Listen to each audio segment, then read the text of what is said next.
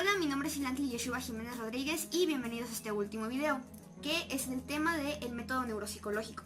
Bueno, para principio de cuentas, ¿qué son? La neuropsicología humana es una disciplina que investiga tanto en el nivel empírico como en el nivel científico. Explora integralmente la interacción entre cerebro, mente y conducta. Se auxilia principalmente de la neurología y de la psicología, pero también otras áreas como la neuroanatomía, neurofisiología, neuroquímica y neurofarmacología. Se enfoca en la comprensión del por qué determinados cambios, tanto estructurales o químicos, repercuten en las funciones de la mente, viéndose afectadas en diferentes áreas y funciones, incluso en la conducta. Bueno, tenemos 5 métodos.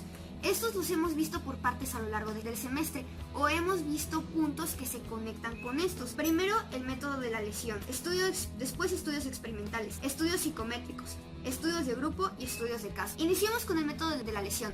Este podemos recordarlo en el primer video que hicimos acerca del estudio de lesión. Este es un método que es el que ha prevalecido a lo largo de la historia, es el que más se identifica y el que más tiempo tiene. Su objetivo es predecir el patrón de alteración en algunos aspectos de una ejecución cognitiva o conductual, dada el sitio de la lesión, y a la inversa, predecir la situación de la lesión a partir de la sintomatología clínica, ver qué parte está funcionando de manera incorrecta y se ve repercutiendo en la conducta. La región del daño cerebral se estudia como una parte de una red o a gran escala de sitios corticales y subcorticales que operan concretamente para producir una función en particular. Recordemos que en el primer video vimos cómo tenían que haber grupos de control para el estudio de lesión, porque podía verse afectada cuando se hacían ciertos estudios, a pesar de que no se ingresaban la alteración. Entonces simplemente con penetrar ciertas partes del cerebro podían afectar ciertas funciones. Por eso tenía que haber estudios de lesión. Por eso justamente el daño cerebral se puede estudiar como una gran red, porque no solo va a ocurrir en una parte del cerebro, sino las funciones ocupan ciertas partes del cerebro en particular. Una lesión prueba permite a los investigadores decir si el daño o un componente de la red responsable de la función de determinadas alteraciones de la conducta, de acuerdo a la predicción de hechos por la teoría acerca de cómo están construidas una red. Bueno, tenemos 5 reglas para saber si la función se relaciona con la área de lesión. La primera, el mismo déficit funcional siempre sigue a la lesión, o sea, cuando hay lesión tenemos ese déficit. El mismo déficit no se producirá por otra lesión independiente. Tercero, el déficit es medido por los métodos estandarizados y significativos. Cuarto, la colocación de la lesión es determinada con la observación y exactitud. Y por último, la quinta, variables biológicas tales como el tiempo de inicio, la edad, etiología y otras son controladas. O sea, no vamos a tener variables extrañas de este tipo. Tenemos un limitante ético, ya que la lesión no puede ser provocada en humanos. Usualmente las lesiones tienen que ocurrir de una manera espontánea. Un científico no puede provocarlas en el humano. Y es complicado encontrar patrones de daño semejantes en diferentes individuos. O sea, decir que 2 personas tienen exactamente las mismas lesiones y por ello se ven afectadas las mismas funciones.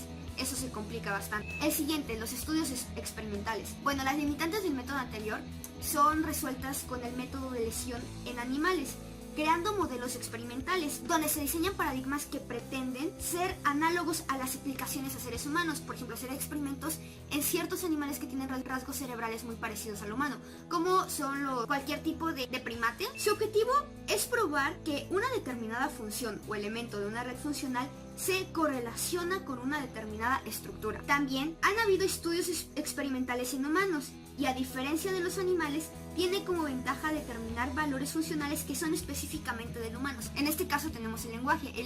El humano es el único ser vivo que puede hablar. Por ello no podemos estudiar esta función en otros seres vivos. Por eso es indispensable del humano para ello. Los métodos psicométricos. Bueno, al principio los test psicológicos originales eran ocupados para medir la inteligencia. Después se enfocó para reclutar personal y actualmente son una parte integral de la disciplina.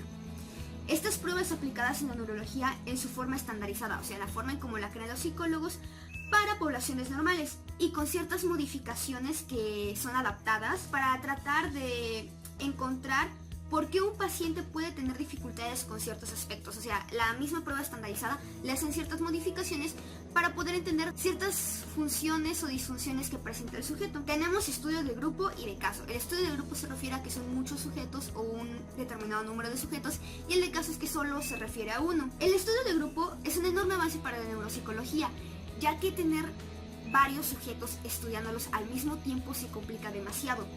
Los estudios de caso único han venido a ser revalorados por varias razones. Ciertos trastornos son tan raros que formar un grupo considerado tomaría varios años.